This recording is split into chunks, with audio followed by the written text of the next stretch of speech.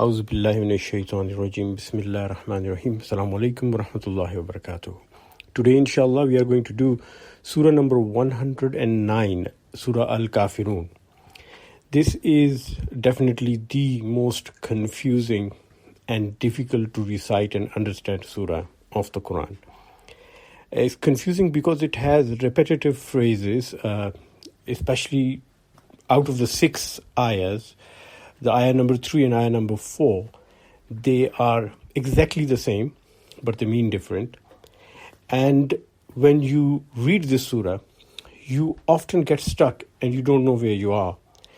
And if you're not paying attention, you keep going in circles again and again. So one of the most difficult surahs to remember and to recite, especially in Salah, if you're reciting aloud in a Jama'ah and the Imam is reciting, or many a times you see that Imam gets confused and goes in circles and has to restart all over again.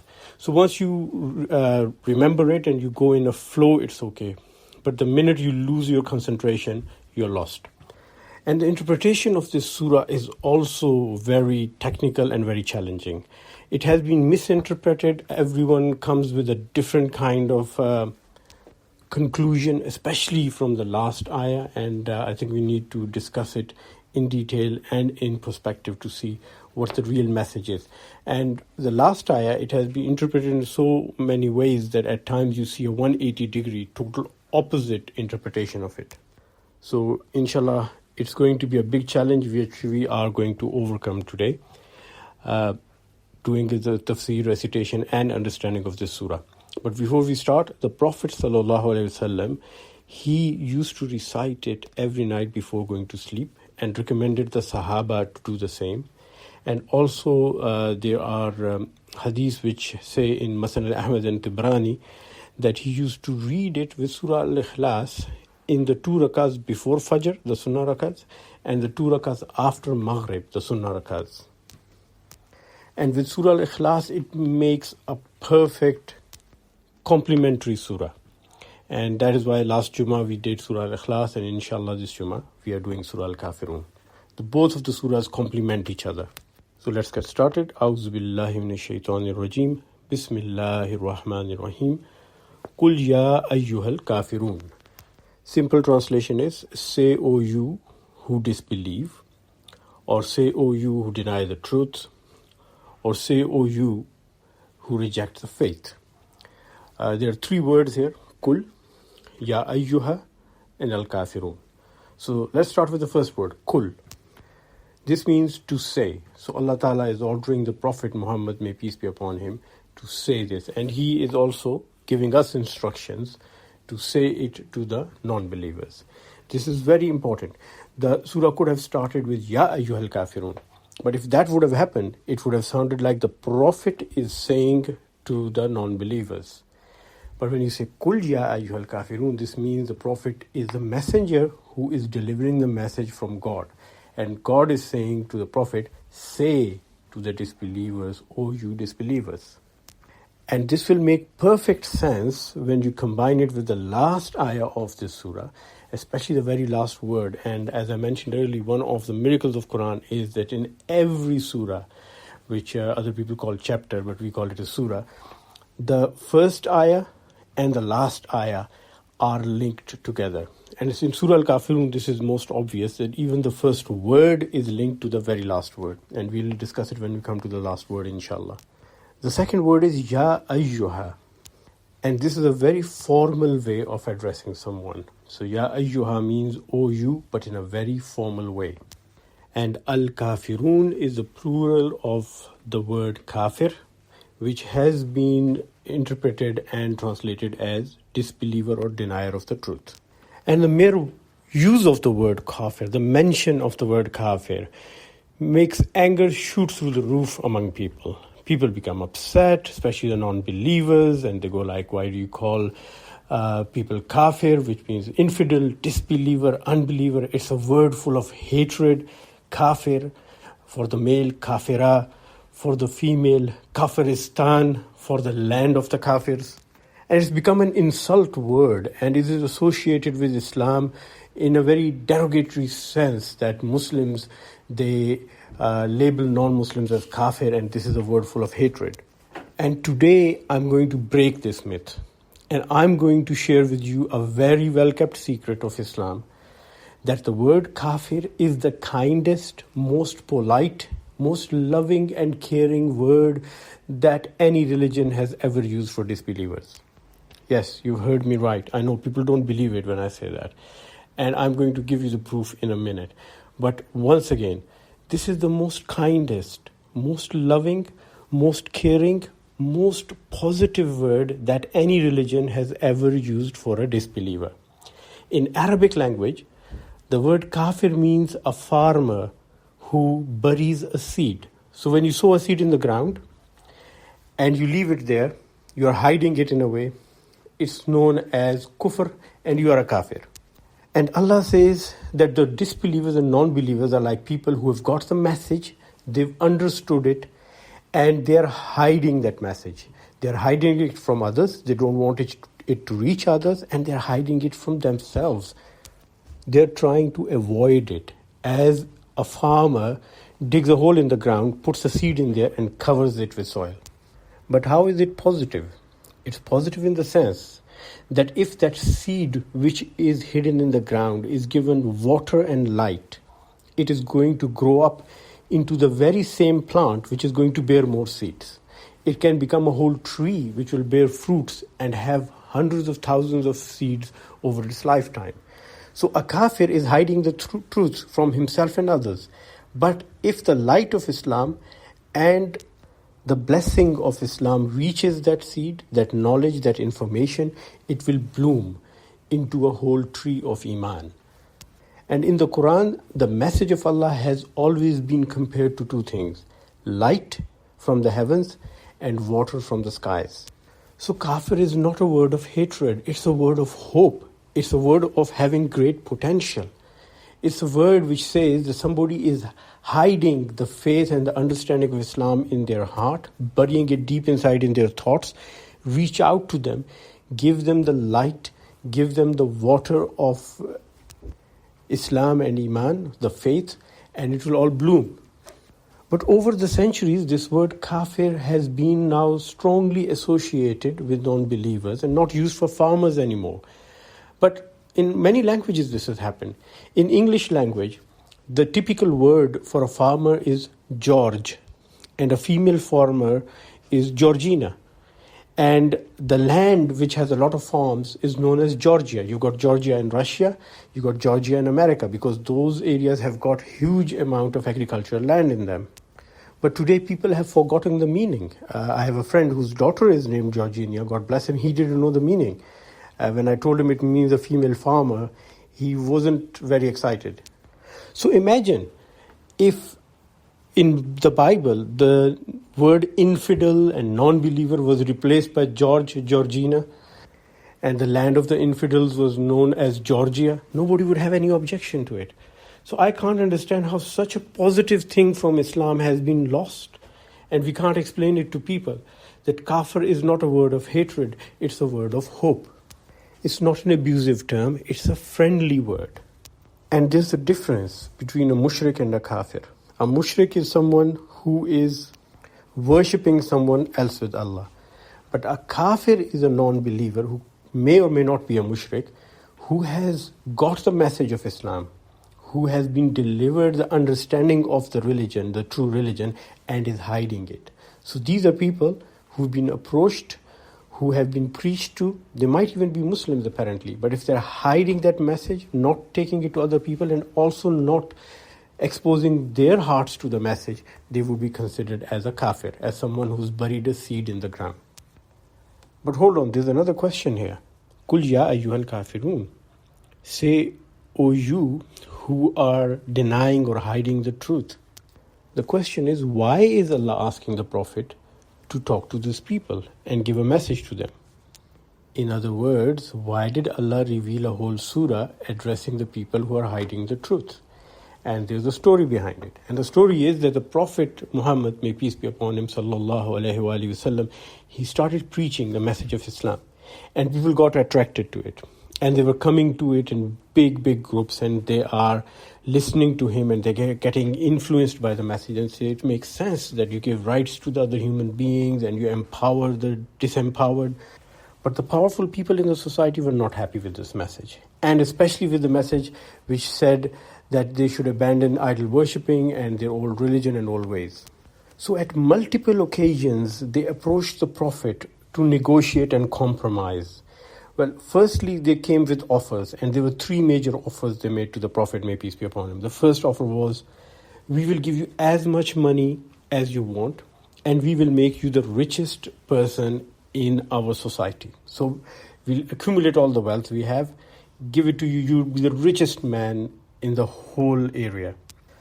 Number two, you just mention any woman that you want, and we will ensure that you have that woman. You can marry her, you can own her, buy her if it's a slave or a free woman, you can marry her. We offer you any woman in the land. And number three, we will follow you. So you'll be the leader. We'll make you the king. But just stop preaching this religion. And the Prophet very famously said that if you put the sun in my one hand and the moon in the other, even then I'm not going to stop preaching this religion. So they came with different tactics, and many groups came and negotiated and talked again and again and again. And the most famous one, Saeed bin Mina, has mentioned them, that there was a group of four big leaders of the Quraysh: Walid bin Mughira, As bin Wa'il, Aswad bin al-Mutlib, and Umayyah bin Khalf. They came with an idea, and they said, let us share our faiths. So we worship your God, you worship our gods. We take the teachings of your God, you take the teachings of our God. We balance them out, see which one is better in different matters, in different laws, in different regulations. Whichever we think is more suitable, we adopt it and drop the other one. And Abdullah ibn Abbas, ibn Jarir, ibn Abi Hatim, and Tabrani, they have also mentioned that at different times another offer was made, and that was alternate years of worship. Now that was a very interesting offer, and the offer was that 1 year all the Arabs are going to worship Allah, and the next year they're going to worship Lat and Uzza, the two major idol gods. And one would imagine that the Prophet Muhammad, may peace be upon him, he would just reject these offers and say, no. Of course, he rejected the offer of money and women and power and being a king. He rejected, because they were direct offers to him. He rejected them. But when the offers were made about the faith and the tenets of the faith, ideology and the principles of the faith, me and you, we would assume that the Prophet Muhammad sallallahu alaihi wasallam, may peace be upon him, he would say, no, I'm not going to agree to it. But that's not what he said. He did not give them an answer, and he said, I will see what order comes from my Lord. This is very important, that the Prophet did not make this religion, that the Prophet is not controlling the religion. He is not making the principles and ideologies of the religion. He is waiting for the order to come from Allah. And he's leaving a message for us, that whenever it comes to the basic principles and ideology of religion, do not jump into hasty decisions and conclusions based on your own whims and on your own understanding. Always consult with the message of God in the Quran. And at his time, the Quran was still being revealed. So he did not answer them in yes or in no. And he said, I will wait and see what order comes from my Lord. And Surah Al-Kafirun was revealed. So this is the reason why this surah, this very complex and this very controversial surah, came down. And the message he was to give them was, La a'budu ma ta'budun. I do not worship that which you worship. This is ayah number 2. And it is generally translated simply as La a'budu, I do not worship, ma ta'budun, that which you worship. But the word worship does not do justice to the word ibadah. The word ibadah or abudiyya in Arabic is not just worship. It's a combination of two things: worship or faith plus slavery, total submission, full-time submission. And ibadah, the type of worship that Allah describes in Quran, has 5 prerequisites. So you need to have 5 things in it, before you can say I'm doing ibadah. Number 1, obedience. Number 2, love for the God. Number 3, total complete trust. Number 4 is sincerity. And number 5 is that all the worship would be done on Allah's defined terms, not on personal choice and terms, not pick and choose. So it would be done completely according to Allah's defined terms. So if Allah says you pray 5 times a day, you can't pray 20 times a day. Or you can't say I'm going to pray only 3 times a day. Now, coming back to the 2 basic components. Component number 1 is faith, and component number 2 is full-time deeds, good deeds. So your faith should translate into good deeds. The iman should translate into amal. So there can be 3 possible outcomes with this. Number 1 possible outcome is you worship Allah and you are a slave to Allah. So that is a perfect ibadah and you become a proper Muslim. The second option could be that you do worship Allah, but you're not a slave to Allah. You're a slave to your desires. So example would be of a person who prays 5 times a day, but he steals because he loves the money. The third option could be that a person worships his desires, but does what Allah says. So he's doing good deeds, he's honest, he's brave, he's not stealing even when he has opportunity, he's not cheating. But the reason is not because he's doing it because Allah told him to do so. The reason is because he wants to be known as a good person. Maybe he has a political motive behind it. He's a leader, he's a politician, or he wants a big place of power. So he is worshipping his desire for power and doing all the good deeds for ulterior motives.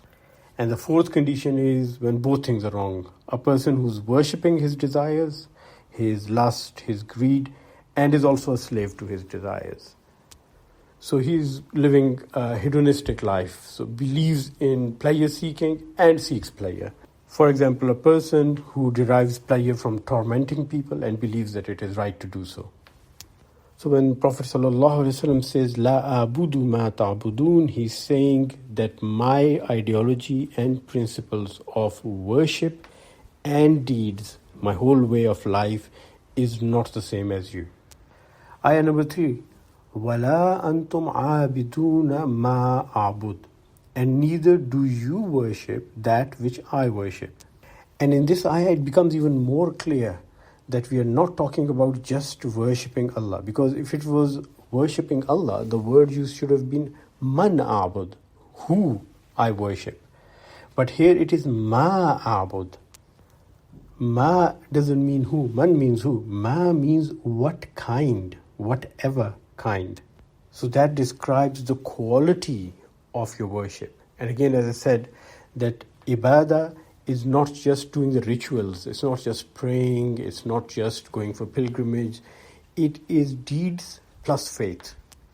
And ayah number 4 is وَلَا أَنَا عَابِدٌ مَا أَبَدْتُمْ, and I will not worship that which you have ever worshipped. In other words, the Prophet says, I have never in the past even ever worshipped what you worship. My lifestyle, my ideology, my philosophy, my principle of life have always been different from you.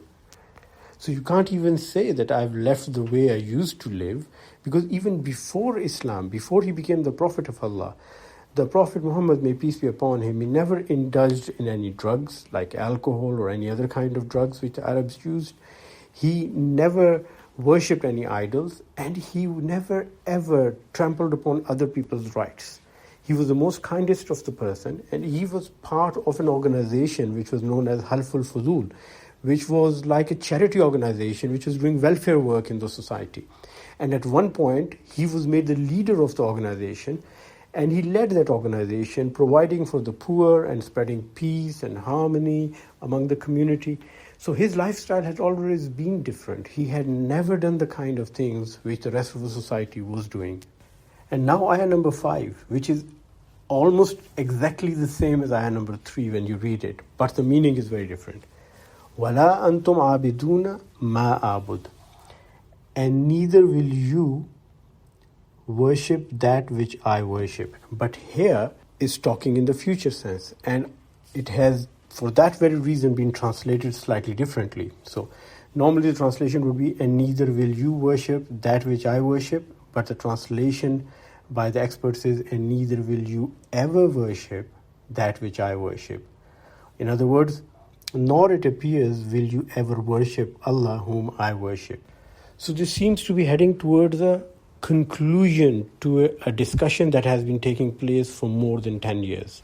The Prophet has been preaching and preaching and preaching to the non-Muslims, and he has come to this conclusion that they have no intention. All the evidences have been given, all the logic has been presented, and now they've reached a point where it appears to the Prophet that they have no intention of worshipping what he is preaching. And that's why they are called kafir, the ones who have got the information, who've got the understanding, but are hiding it.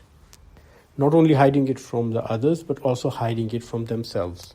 And the final ayah, the most contentious and controversial ayah, lakum dinukum waliya deen. Unto you, your moral law, and unto me, mine. In other words, you have your way and I have my way. To you be your religion and to me mine. To you be your way and to me mine. So this is a parting of ways. If you see ayah number 5, where the Prophet says, it appears that you are never ever going to believe in what I believe, so we are going to part ways now. So after more than a decade of preaching, these are the conclusive remarks. We have agreed to disagree, and soon after this surah, the Prophet, may peace be upon him, he migrated with other Muslims to Medina and he left Mecca. So this was adios, farewell, end of discussion, concluding remark. Unfortunately, people take it as a starting statement when it comes to sending the message of Allah. And often nowadays people have got into the confusion that whenever we are dealing with the non-believers, we should always have a stance that you live your life, we live our life. We are going to seclude ourselves, we are going to go into ghettoization, get into communities which are our own communities, and we will not interact with you, won't give you any more of the message of Islam. And you live your life, we live our own life. No integration, total separation. And this is not the meaning of this ayah. It has been wrongly interpreted in the current day and age. And a very important thing in this ayah is the word deen. We already talked about ibadah. We said that the word ibadah in Arabic is faith and deeds, rituals with acts. They constitute ibadah. The word deen also is not just religion. People often just translate it as religion. It is not just religion. Deen means obedience to a law and an established system, a moral law or a moral authority. It's a way of life. Basically, deen is a way of life. Because deen comes from the word dayan, and dayan is loan, to give loan. And the word deen is also used for government, because the government owes the people and people owe the government. Hence, the best description of deen is a way of life. Because government is a way of life, a society is a way of life. And that is what the word deen means in Arabic. When we started Surah Al-Kafirun, I made a promise to you. We said that the first ayah relates to the last ayah. And this is the usual pattern of Quran. And it's a miraculous pattern. You won't find it in any other book. So the first ayah, Kul ya ayyuhal kafirun, say, O you disbelievers. And last ayah, Lakum dinukum waliya deen.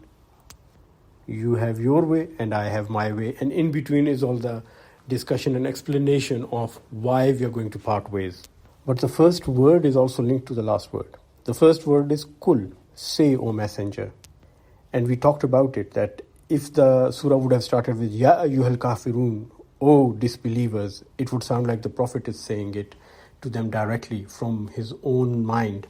But when it says, Kul ya ayyuhal kafirun, say to the disbelievers, O you disbelievers, we know that Prophet is conveying a message from Allah. Now look at the last word. Lakum dinukum waliya deen. Lakum, for you, dinukum, your way of life, waliya, and for me, deen, my way of life. But hold on. This should be deeni. My way of life would be deeni, not deen. And here, under the deen, you have a kasra, zair, dine. Instead of dini, it's dine. And the reason for that is twofold. Number one, this makes it more emphatic, like an exclamation mark. When you want to say something with power, you remove the ya and put a kasra. So if you say, oh God, oh my God, give me something, like say, oh my God, increase me in knowledge. We don't say Rabbi zidni ilma, we say Rabbi zidni ilma. So instead of Rabbi, which should be my God, we say Rabbi zidni ilma, like an exclamation. So if it was written as dini, it would be my way of life. The emphasis would be on my. But when it is dini with a kasra and not the ya is removed, then it is my way of life. The emphasis is on the way of life or the deen. And here is the most important part, which just shows you this cannot be such a perfect way of speaking cannot be from anyone but God. Allah is emphasizing on the deen, on the way of life, and saying, this is not Muhammadism, this is Islam. This is the deen of Allah. It doesn't belong to any one person or to any person. It belongs only to God. Just like in the first ayah, the word kul was used to show that the Prophet is just bringing a message. The last ayah, dine is used instead of dini to show he doesn't own the religion. The religion belongs to Allah. And that is the reason why we call it Islam. We could have called it Muhammadiyah. We could have called it Muhammadism. Just like Christianity from Christ. Buddhism from Buddha. But we don't. And that's why we call it Islam. The religion belongs to Allah. The Prophet is extremely important. He is the most important person in the whole mankind history, in the whole universe for you and me. But the religion belongs to Allah and He is a messenger. Because the message is divine. He did not write the Quran. He never wrote a single verse of the Quran. He did not know how to read and write. The message is directly from Allah, each and every word of it. And now the concluding remarks. Why is Surah Kafirun so important in this day and age? First of all, to know that the word kafir is not a negative derogatory word. That is very important. Secondly, we are not allowed to bargain or compromise on the principles and ideology of Islam. Even the Prophet did not have the authority to do that. Islam is not about pick and choose. It is not about compromise. You take it or you leave it. And what happened with the religions which did compromise? Buddhism, a very global and strong religion, used to be one of the biggest religions in the world. And when it came to my part of the world, Pakistan, north of Pakistan, it underwent a lot of transition. What happened was, in Buddhism, they decided to add other gods and deities in addition to Buddha. Just like what the Quraysh had suggested, Walid bin Mughira, As bin Wail, Aswad bin al-Muttalib, and Umayyah bin Khalf. Their idea that let's mix them, mix and match. Okay, we accept your God, we accept Allah, but let's add these small deities along with it. That's what happened in Buddhism. And a new form of Buddhism was born, which was known as Mahayana Buddhism, in which Buddha was the major god, and a lot of other deities, the Hindu gods, were bowing to him and worshipping him and submitting themselves to him. And people started worshipping those gods along with Buddha. And soon, Buddhism had all the pantheon of gods which was found in Hinduism. And after a few centuries, Buddha was gone. All that was left behind was pure Hinduism once again. Similarly, compromises were made in other religions. In Christianity, they made a compromise on eating pork. Then there was a compromise on not having circumcision. Then there was a compromise in taking in saints which already existed, the gods and goddesses from previous religions, and sanctifying them as saints. And very soon, from a monotheistic religion based in Judaism, Christianity believed in Trinity. So the message of Islam is you cannot compromise on the basic principles and ideology. In some things you just can't. For example, if you're making a bridge or you're making a house, you're not going to compromise on the basic foundations because that is going to collapse the whole structure over time. If a child is dying of a disease and you've got life-saving treatment, you're not going to compromise on that and say, okay, let's give the treatment one day and the next day have a break and then give again and then have a break, because that is not going to cure the child and would be completely counterproductive. May Allah Ta'ala give us the right and correct understanding of His religion and allow us to follow it in the true spirit and the true way. Ameen summa ameen. Once again, thank you very much for listening. Thank you for everyone who made this possible. As always, many thanks for Yasser Salim to converting into a video and uploading it on the internet. May Allah give him and us all reward for this in this life and the hereafter. Ameen summa ameen. Inshallah, we'll meet again on next Jummah. Assalamu alaikum wa rahmatullahi wa barakatuh.